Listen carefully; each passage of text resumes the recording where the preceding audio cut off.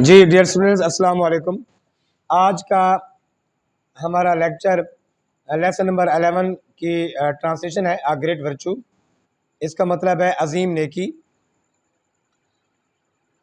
तो इसकी ट्रांसलेशन करते हैं। सिलेबस में फ़र्स्ट हाफ है, तो फर्स्ट हाफ की ट्रांसलेशन करते हैं।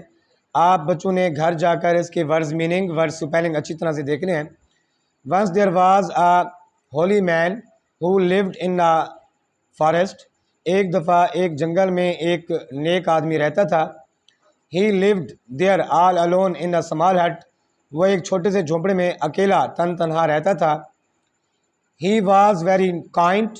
वो मेहरबान एंड नोबल मैन, शरीफ आदमी था। He always like to help others. वो हमेशा दूसरों की मदद करना पसंद करता था। वन नाइट, एक रात, there came a terrible storm in the forest. एक रात जंगल में एक खौफनाक, टेरिबल मीन्स खौफनाक, एक जंगल में एक खौफनाक तूफान आया। फॉलोड बाय हैवी रेन, उसके साथ मूसलाधार बारिश। हैवी रेन, मूसलाधार बारिश, तेज़ बारिश भी हुई। The holy man was busy in his work when he heard a knock at the door. शरीफ आदमी, नेक आदमी उस वक्त अपने काम में मसरूफ़ था जब दरवाज़े पर दस्तक हुई, जब दरवाज़े पर उसने दस्तक की आवाज़ सुनी। ही ओपन द डोर, उसने दरवाज़ा खोला। And there stood before him a gentleman, और उसके सामने एक शरीफ आदमी खड़ा था। हु स्पोक टू हिम दस, जो उससे इस तरह से बोला, sir I am a hunter, जनाब मैं एक शिकारी हूँ। I came to the forest to hunt, मैं जंगल में शिकार करने, हंटर मीन शिकारी, हंट मीन शिकार, मैं जंगल में शिकार करने के लिए आया था। But because of this heavy storm, लेकिन इस तूफ़ान, एंड हैवी रेन, और मूसलाधार बारिश की वजह से, it is not possible for me to hunt, शिकार करना मेरे लिए मुमकिन नहीं है। I can not go back other, मैं वापस भी नहीं जा सकता। I am looking for shelter, मुझे पनाह की तलाश है, मैं पनाह ढूंढ रहा हूँ। I shall be grateful if you could let me spend the night there, spend the night here, अगर आप मुझे रात यहाँ गुजारने के लिए इजाज़त दे दें तो मैं आपका शुक्रगुजार रहूँगा।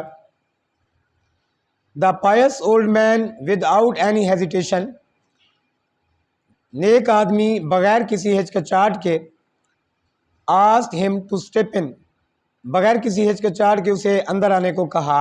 स्टेप इन मीन्स अंदर आना, और हेजिटेशन मीन्स यानी कि हिचकिचाहट। विदाउट, बगैर, बगैर किसी हिचकिचाहट के उसने उसे अंदर आने को कहा। He gave him, gave past indefinite tense का सेंटेंस है, सेकंड फॉर्म ऑफ वर्ब है। उसने उसे, he gave him a towel, उसने एक तौलिया दिया। टू ड्राई हिमसेल्फ, उसे खुश्क करने के लिए, खुश्क करने के लिए उसे एक तौलिया दिया। He then gave him a cup of hot milk to drink, फिर उसने उसे गर्म दूध का एक प्याला पीने के लिए दिया। द हंटर लुक्ड अराउंड, शिकारी ने इधर उधर देखा। इट वाज अ स्मॉल हट, ये एक छोटा सा झोंपड़ा था। विद वन स्मॉल बेड, जिसमें एक छोटा सा बिस्तर था।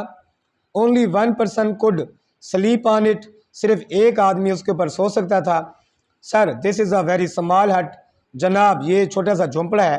And there is hardly room for two, दो आदमियों के लिए मुश्किल से जगह है। हार्डली इंग्लिश ग्रामर में एडवर्ब है। इट मीन्स मुश्किल से, यानी इसका मतलब है हम दो के लिए, दोनों के लिए मुश्किल जगह है।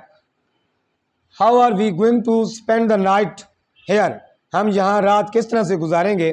द टू ऑफ अस, हम दोनों रात किस तरह से गुजारेंगे। सेड द हंटर, शिकारी ने कहा।